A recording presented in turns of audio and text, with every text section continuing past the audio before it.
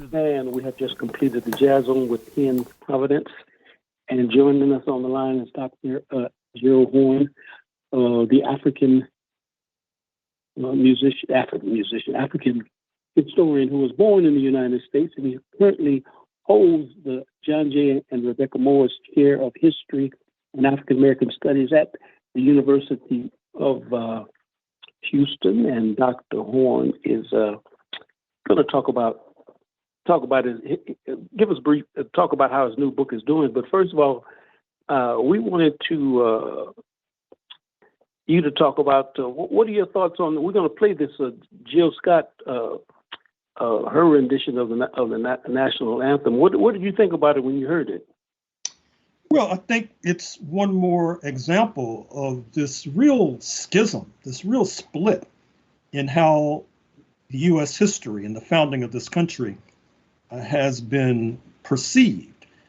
On the one hand, you have many blacks, but not exclusively black, who are really critical of the founding of the United States.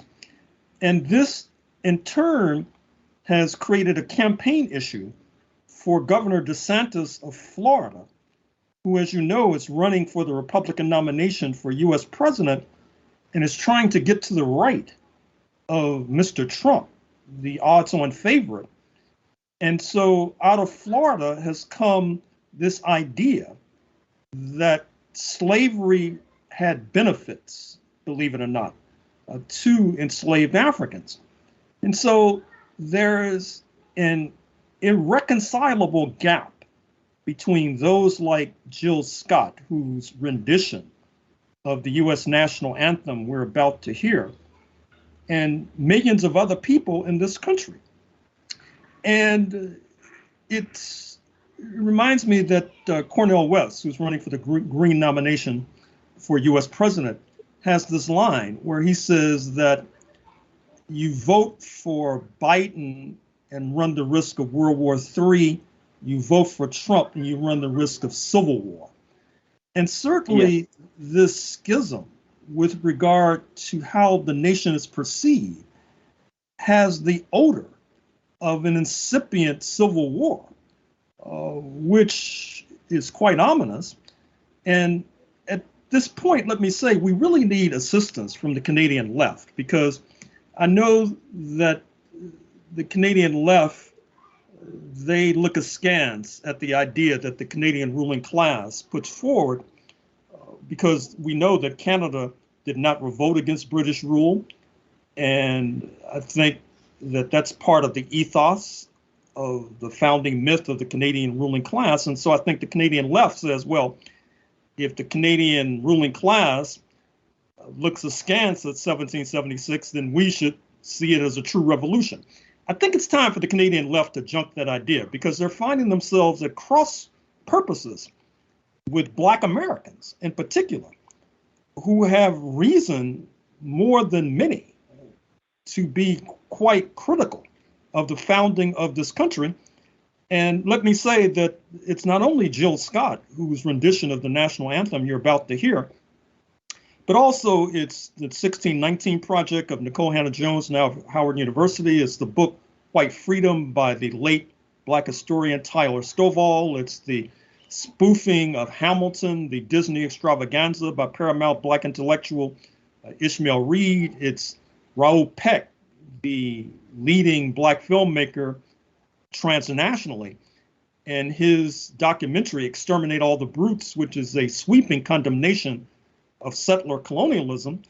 It's the Canadian Broadcasting, South African Broadcasting, BET production Book of Negroes, which has a classic of Black cinema when the heroine, Anjanou Ellis, I believe her name is, confronts George Washington. That's Lawrence Hill's book. Lawrence Hill. I just want to throw that in.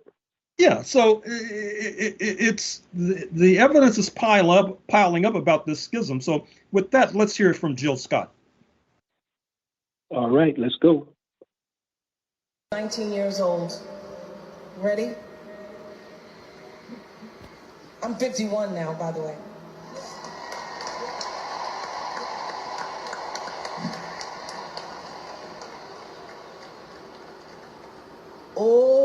say, can you see?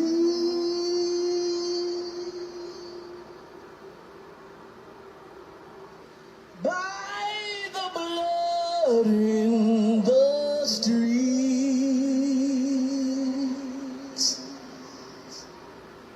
that this place doesn't smile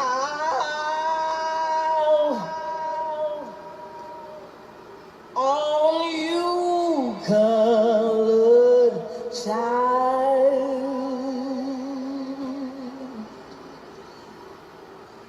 whose blood built this land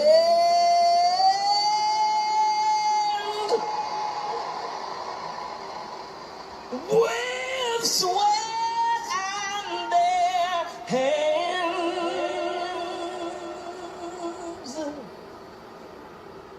But you'll die in this place, and your memory erased. Oh, say, does this truth hold any weight?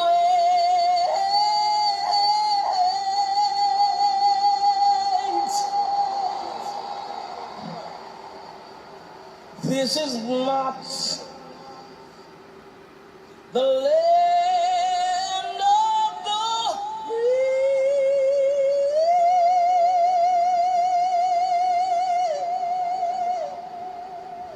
but the home of the slave.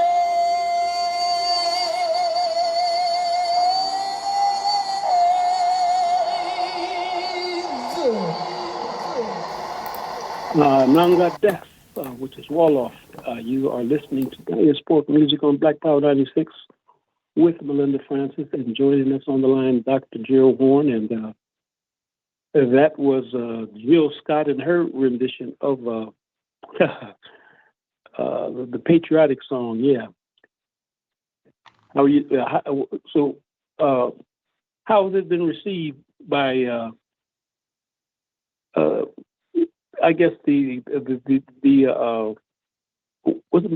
talked about it briefly, but could you continue about? I guess there's a split on how people respond to it, right?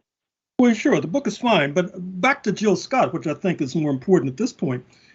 The lyrics are a scalding condemnation of the United States, and Jill Scott, or Jilly from Philly, as she is popularly known, she's no scrub. I mean, this is a sister who is a popular singer. This is a sister who has starred in movies. I recommend her movie, The #1 Women's Detective Agency, which takes place in Botswana, Southern Africa. And so in some ways, she's walking in the footsteps of Colin Kaepernick, the Black American pro footballer who protested police terror by taking a knee before games, and now has been ousted altogether from pursuing his trade as a quarterback. So this is a very significant development, and I think and I hope that it bodes well, because right now, I'm afraid to say that we may be on the verge of a unique form of U.S. neo-fascism. And in that regard, note that the most recent visitor to the White House was Prime Minister Meloni of Italy, who comes out of the fascist movement in Italy. Recall that fascism actually started in Italy about a century ago under Mussolini before being adapted in Berlin. And Prime Minister Meloni is perhaps the most anti-African leader in the world today. And what's even more remarkable is that in the United States, you have all these people who are prating and prattling about what they call global white supremacy. And yet you had Prime Minister Meloni was able to come to the United States, come to the White House, be photographed holding the hand of President Biden. And many of our organizations, leaders, intellectuals are totally oblivious, totally unaware. And that perhaps is the most frightening thing of all, that it's the old cliche about the lobster in the boiling pot, where the temperature is being turned up slowly. And by the time the lobster realizes it, the lobster is being served for dinner. And I would hate to think that Black Americans are the metaphorical equivalent of a cooked lobster. Well, let me say that there is a history of African people mocking the national anthem. I remember Aretha Franklin, I forgot, it might have been for, it was a major event, all-star basketball game or something. She forgot the words to the song and started scatting. Yeah, I remember Marvin Gaye did his rendition of the Star Spangled Star. He did the whole thing.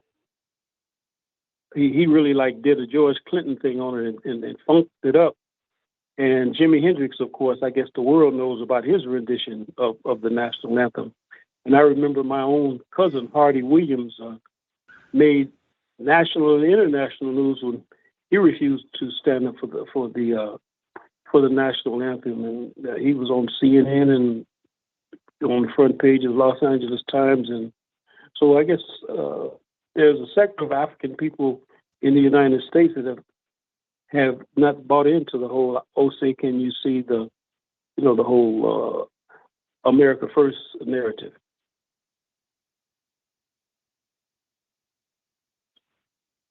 Well, let's see what happens to Jill Scott once the backlash begins. And you're listening. Go ahead, Melinda. No, I just it's comment, just a comment around Sinead O'Connor. She was a big pop star and ripped off the picture of the Pope. So I just wondered if that's going to be similar. Well, I would hope that Jill Scott has a fan base in the United States, but we'll see. I mean, as I said about Prime Minister Meloni, I'm not sure if folks are sufficiently awake or woke, as Governor DeSantis might say, and that can allow for all manner of travesties.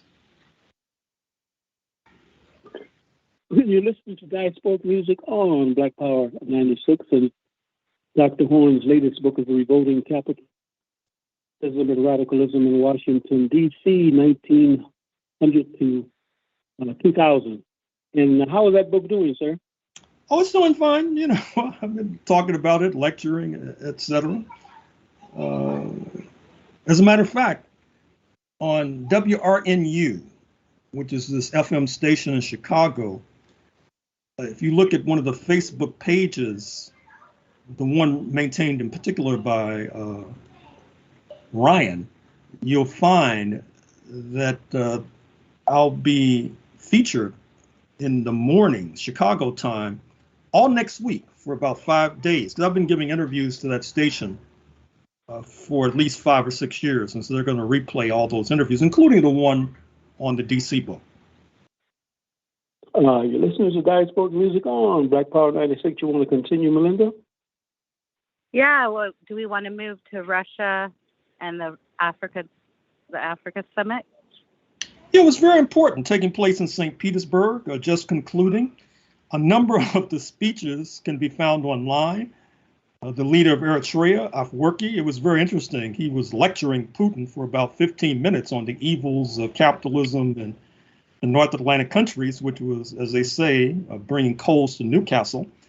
And then the leader of Uganda, Museveni, he gave an interesting talk about how and why it was that the colonialists and imperialists began to retreat from Africa, not least because of people's struggles, but also because the imperialists were weakening each other in their lust to grab a piece of Africa. And he mentioned in that regard World War I, which led to Germany being pushed out of what is now Tanzania, what is now Namibia, for example, and of course the struggle of peoples themselves. Now, I've argued, and you can find this online, that this summit could be the beginning of a new era, a new world order, in fact.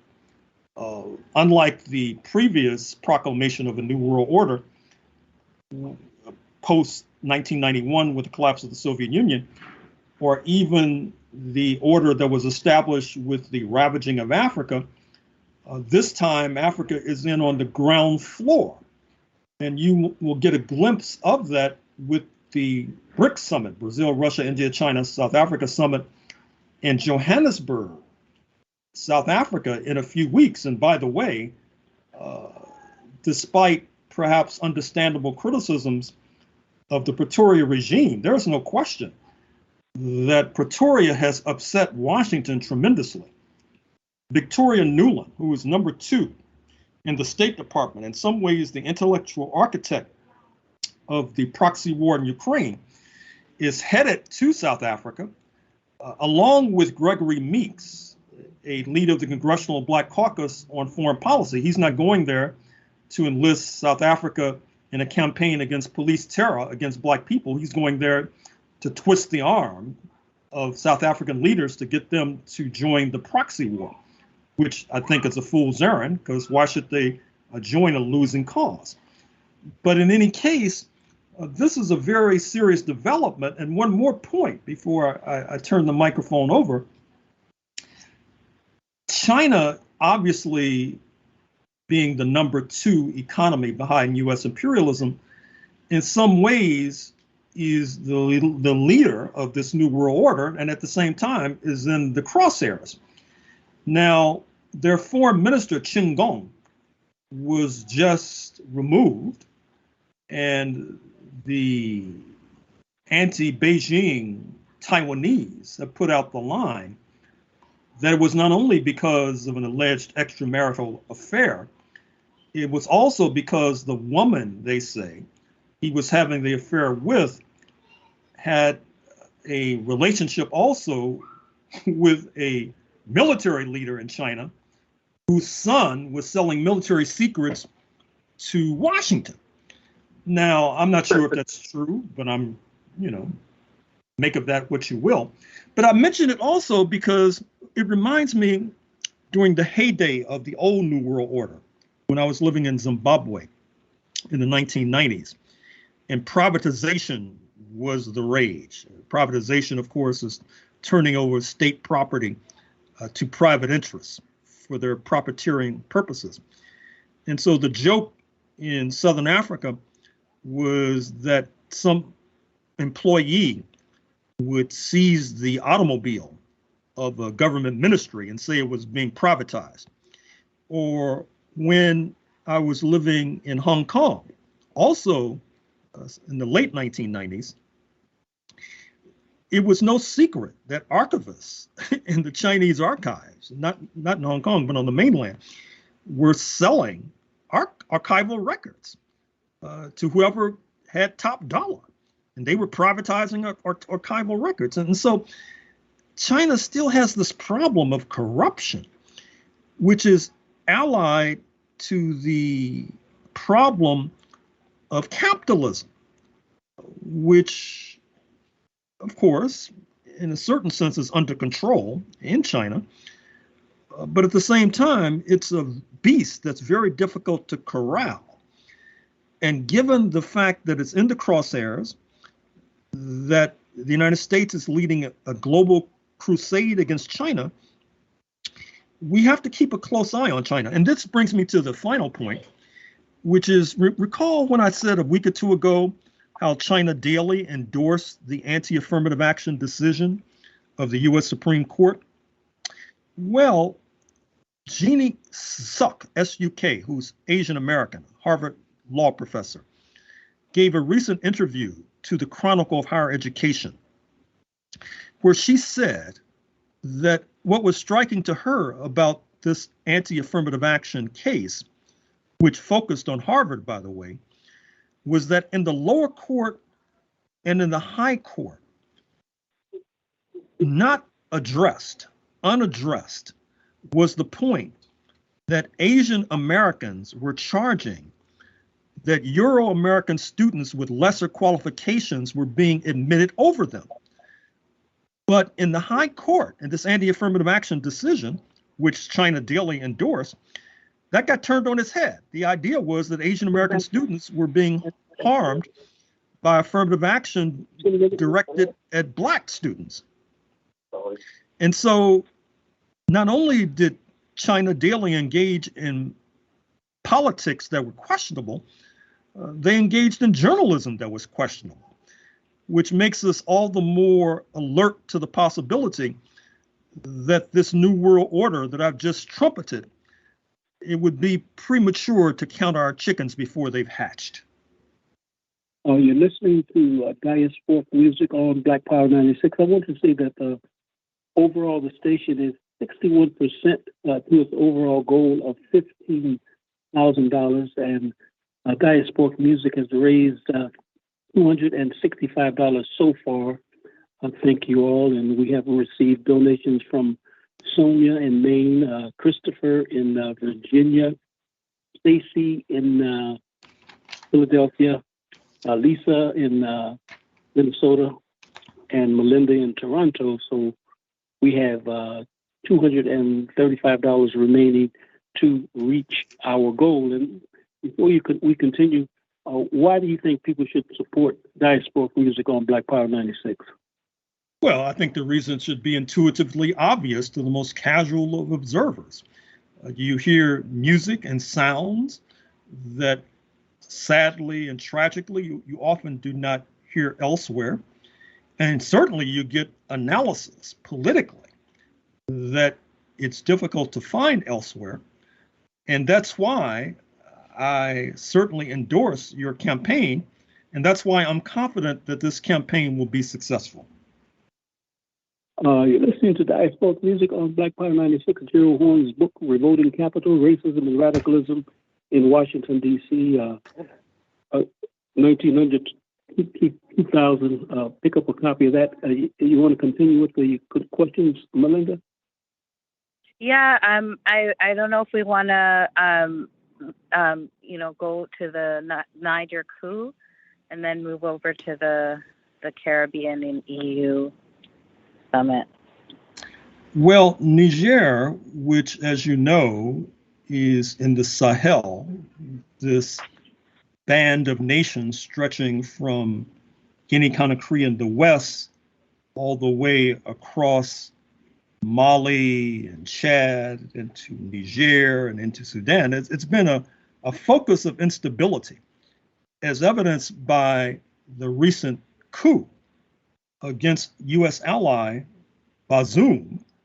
Recall that the United States has a drone base in Niger, that there are hundreds of so-called U.S. military advisors with boots on the ground in Niger, along with French troops as well.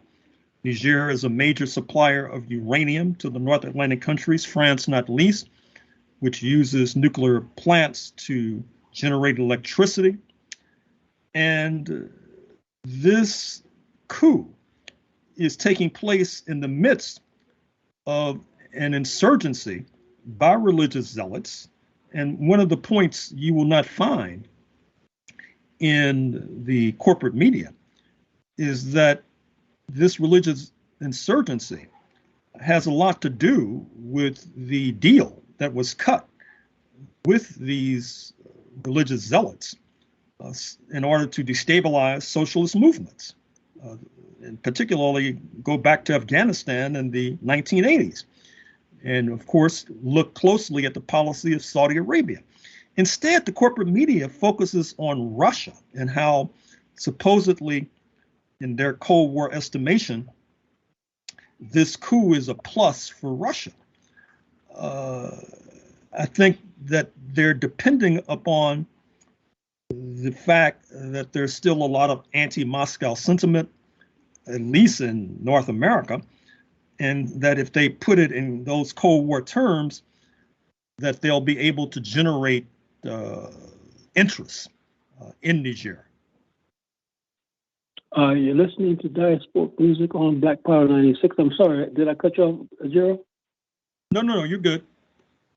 Niger is this. I was looking at the photographs of the people, and the Mohammed Bazoum. Pardon me. He looks to be kind of Arab and African, and many of the people from Niger are, they are very melanated, rich.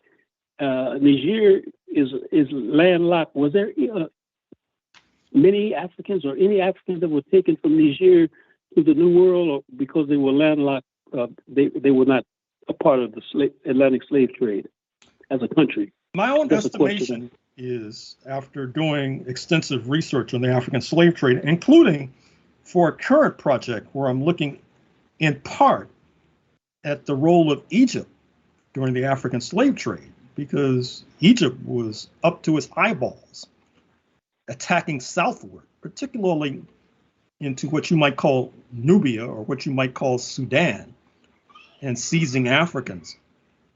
My own estimation is that every country in present-day Africa was afflicted to a greater or lesser degree by the African slave trade. And that includes Ethiopia, by the way, which was nominally independent.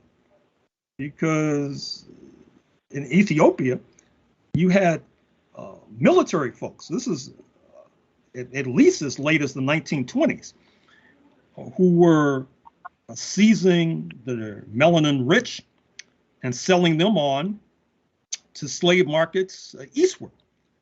So Niger certainly was impacted by the African slave trade. As noted, virtually every country in Africa was, to a greater or lesser extent. You're listening to Diasporic Music. Could you talk about the new Boots Riley movie, and then we can talk about the holiday in Cuba? Yeah, it's playing on Amazon Prime. It's a fable about a gigantic Black youth who is being raised in Oakland. Oakland is Mr. Riley's equivalent to Spike Lee's Brooklyn. And it seeks to make comments about capitalism, about police terror, etc. It's interesting. I don't think it's as compelling as Sorry to Bother You, that movie with Danny Glover, which I found to be tremendous. But, it's worth a peek. Well, Boots Riley's father, Walter, was a member of the Progressive Labor, which was a Maoist organization. And Boots Riley is I've heard him stand up on national TV and call himself a communist, straight no chaser. Yeah, well, check it out. It's interesting. And I was asking about the Cuban holiday. Yeah, July 26th. It marks the 70th anniversary of the attack on the Moncada, which is seen as the shooting of the starting pistol for the Cuban Revolution, culminating on January 1, 1959. Cuba is still under a blockade by U.S. imperialism, but it's managed to survive, and it still is educating African youth, particularly in medical fields. It still is heralded for its vanguard role in defeating apartheid and colonialism on the battlefield of Southern Africa in the 1970s and 1980s, culminating in South African independence in 1994. So we all should take off our hats and salute the Cuban Revolution for all that it has accomplished. Melinda, I think you have the last question. There's two. I don't know if we touched on the EU and the Caribbean summit. Took place in Brussels You may want to comment, Norman, before time expires, on the leader of St. Vincent and the Grenadines, who played a vanguard role at this summit in pressing for reparations. But anyway, there was a clear rift between the Latin American and Caribbean states over Ukraine. They did not want to get dragged into that European conflict, understandably. Instead, they were wondering why the Europeans had so little to say about reparations. And Britain suffered a stinging defeat because recall there was in the early 1980s that they fought this war with Argentina over these islands off the coast of Argentina that the British called the Falklands, the Argentines called the Malvinas. And the Argentines were defeated, leading to the downfall of the generals who were ruling in Buenos Aires. They showed that they could repress unarmed civilians, throw them from helicopters into the Atlantic Ocean, but they couldn't defeat the British military. But in any case, since Britain has left the European Union says, well, why should we be in solidarity with the British over their continued control over the Falklands? So they flipped in order to carry favor with the Latin Americans and signal support for the Argentine claim to these islands. That was a very significant development. And you want to talk about Ralph Gonsalves? Ralph Gonsalves is the leader of the country of St. Vincent and the Grenadines. For whatever it's worth, he is of Goan. His background is Goan, which was, I guess, Goa was a Portuguese colony at one time. Like Ralph, what's the other brother's name? Don Rojas also has the same lineage, but he is a lawyer, very, very interested in African, always been involved in the whole African liberation. And he came up here a couple of times, and he actually gave me his home phone number. And I talked to him three or four times, but he is a Marxist, supposedly a Marxist, and I guess in 1983, if you were anything left of the, a social democrat, or even the social democrats were demonized in the Caribbean since once Grenada was overthrown. But Ralph Gonsalves is a very progressive human being. But I think he's had to tone down a lot of his rhetoric because of he's still taking stands that no other leader is taking, and he's taking a leadership. When I say no other leader in that part of the world it has taken, but he's still a fearless. A brother, a lawyer. He was a lawyer by trade, and he spent a lot of time in Barbados, and he's a force to be reckoned with. Hear, hear. Is there anything else you'd like to add, sir? Well, I guess we'll see you next week. All right. We are still raising funds, and we are still trying to raise money for Black Diasporic music and also for Black Power 96. And